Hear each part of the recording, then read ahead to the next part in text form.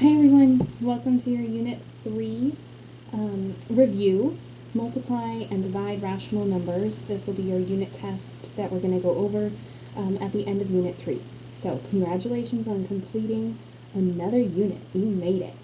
I am going to be going a little bit out of order, okay, partially just because of the way the information, the way I wanted to present it versus the order that the questions are in, so just know that, okay? So make sure to pause this video, take notes down, that way you can use it on your actual test, okay? So, this part right here, I know it looks like I just kind of made a pattern of symbols, right? But this will help on number 1 of your test, okay? So make sure to pay attention to this. So with this right here, I set it up as like whether you multiply or divide, when you have two positive numbers, you get a positive answer. If you have two negative numbers and you are either multiplying or dividing them, you also get a positive answer. So that's what this says right here. When the signs are the same, you get a positive answer. It's down here, when the signs are different, that's when you get a negative answer. So if you're multiplying a positive times a negative, you get a negative. If you are multiplying a negative times a positive, you get a negative. All right, and the same with division. All right, so that will help with number 1. And of course with all the other ones, right? We have to understand that rule in order for us to be successful with multiplying and dividing rational numbers. Okay, just as a quick review, product, right? If you ever hear the word product in math, that is referring to the answer to a multiplication problem. Okay, so when you multiply two numbers together, or more than two, you are getting their product. All right, the quotient is the answer to a division problem. Okay, this statement right here will help you with number 9. When you multiply by 0, the answer is 0. I haven't talked a lot about that in my other videos, but that is a rule too. Anything times 0, if you put something into 0 groups, you have 0, right? So it doesn't matter if you're multiplying 7,567,000. If you multiply it by 0, the answer is 0. All right? Just another good thing for you to memorize.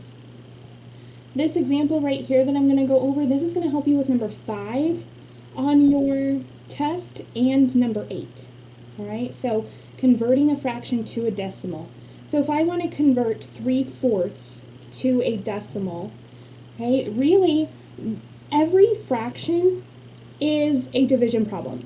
I mean, look at it, even if I set it up right next to a division symbol, right? Don't those look pretty similar? But these dots are just like holding the place for these numbers, okay? So that's one reason behind the setup of that symbol. But anyway, so just know, every fraction is a division problem. So in this case, in order to convert it from a fraction to a decimal, I am going to take my numerator, okay? That's going to become my dividend. That's the number that goes under the radical. And I'm going to divide it by 4. The 4 becomes my divisor. It's the number doing the division. So in this case, I'm going to be using long division, all right? So 4 does not go into 3. So I'm going to insert my decimal, and I'm going to annex a 0.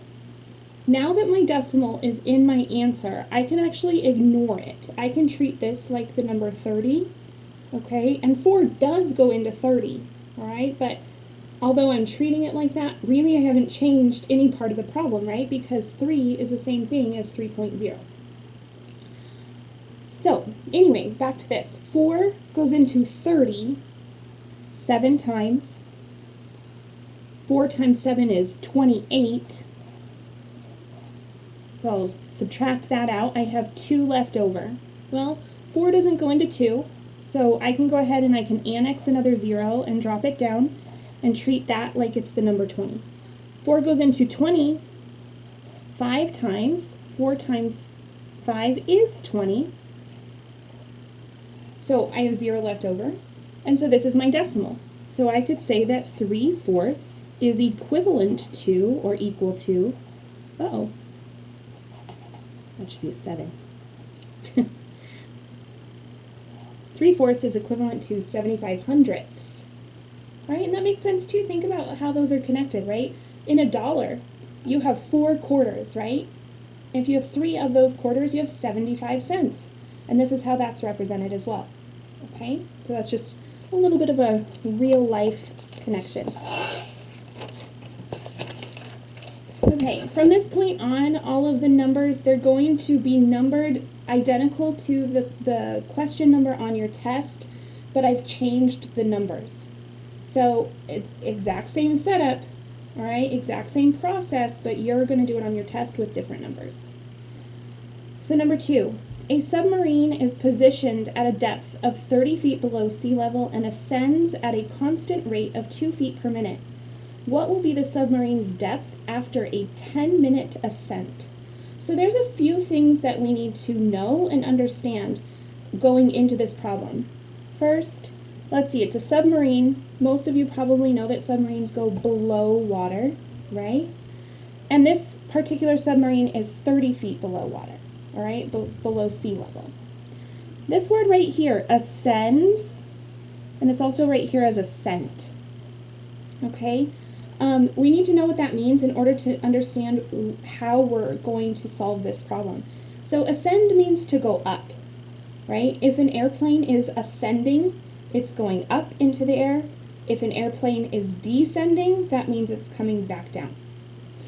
Okay, so we know that it's going up, so it's getting closer to the sea level.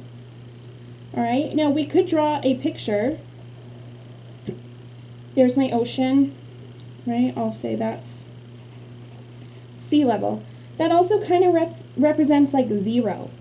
Okay, if you're at sea level, like you're 0 feet above sea level.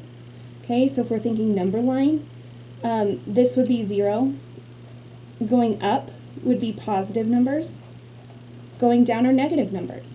All right, so those are some things to think about in this scenario. And then we have a submarine. Oh gosh, a submarine. Let's see, this is not going to be a very good submarine, but, right, it would look something like that probably. Where would it be? Would there be a propeller on the back? I don't know. But anyway, it's 30 feet below sea level, or it's at negative 30 feet. So that's an important piece of information. We know that it's coming back up. All right, let's read it again. It's always a good idea to read your problems more than once. It's coming back up at a consistent rate of 2 feet per minute. Well, let's take that for a second. 2 feet per minute. It's also a unit rate. All right, so that's really helpful too. And then our final question is, what will be the submarine's depth after a 10-minute ascent? So if it's going 2 feet per 1 minute, okay, I can set it up like that as a ratio, but we want to know, well, how far up did it go after 10 minutes? So I have this, it's actually set up as a proportion. This is not part of your lesson, but it's very helpful for us to think about it and to keep our information organized. Well, we can say, okay, well, 1 times 10 gets me to 10. If I do the same thing in my numerator, wouldn't that get me to how far it went in those 10 minutes? So 2 times 10 equals 20 feet. So he went up 20 feet, okay? He was at 30, went up 20. Okay, so how far below sea level is he? What is this? What's the difference right here? What is this amount? Well, we could say negative 30 plus 20, that gives us negative 10. Okay, so with this problem, the way that we would write it, like as a sentence or say it out loud, would be that we could say they are 10 feet below sea level. That's what we could say right there. Okay? So hopefully that helps. Hopefully the picture kind of puts it into perspective on what we're doing. All right, number 3. A professional chef uses half a cup of sugar for every 12 cookies. How many how many cups of sugar are in each individual cookie? Okay? So really, we're taking this 1/2 cup and we're dividing it among 12 cookies. And that's going to help us in deciding how much each individual cookie has. Probably information we don't really want to know, right? So with this, first thing we want to do is we want to make sure that they're both fractions. So I'm going to say 1/2 divided by 12 over 1. You can take any whole number and you can turn it into a fraction by putting it over 1. After that, we need to use that method of same, change, flip. We're going to keep the first number the same. We're going to change our symbol to multiplication, and then we are going to flip our second fraction. Okay? After that, now we can just multiply straight across. You can check to see, is there something I can reduce, things like that. In this case, there's not. So we have 1/2 times 1/12. Well, 1 times 1 is 1. 2 times 12 is 24. So what that tells me is that each cookie has 1/24 cup of sugar. Okay? So you're going to use that exact same process, just with different numbers on your test. Number 4. A mountain climber descends 1,000 feet every 4 hours. What is the rate of change in elevation expressed as a quotient? Okay, so here's another word, descends. We talked about it in problem number 2, right? I said ascends means it goes up, descends means it goes down. So let's just say, I don't know, mountain climber. I guess I think of like rock climbing. Let's pretend like this is like a cliff on a mountain. And this rock climber, we'll put him right here. He descends, which means he goes down 1,000 feet per 4 hours. Okay, that's how I could write that. What is the rate of change? Also meaning the unit rate. All right, not only that, if he's descending, this number is going to be negative. He's going down, all right? And that's how we represent that, is with a negative number. So really, we're taking negative 1,000 divided by 4. Since my values have different signs, I have a negative divided by a positive, that means my final answer is going to be a negative as well. So you might be able to do this in your head. 1,000 broken up into 4 equal groups is 250. So our final answer would be negative 250 feet per hour. That's how we would say that. Which means every hour he goes down 250 feet. Okay? Number 6. A bird feeder, a bird feeder experiences a loss of 3.5 pounds of seed over 2.5 days. How much is consumed each day? So, once again, we're going to take those 3.5 pounds of seed. That's a lot, I feel like. Maybe I'm wrong. And we're going to be dividing that up into 2 days. Okay? So with that, let's see. First, there's a few things we need to do. First, I want to make both of them improper fractions. All right? So with this one, because it's complicated to do with a mixed number. So we're going to take our whole number and multiply it by our denominator. So 3 times 2, that gives us 6. We'll add in our numerator is 7, so we have 7 halves. I'm going to change my symbol to multiplication. Remember, we got to do same, change, flip. And then this one here,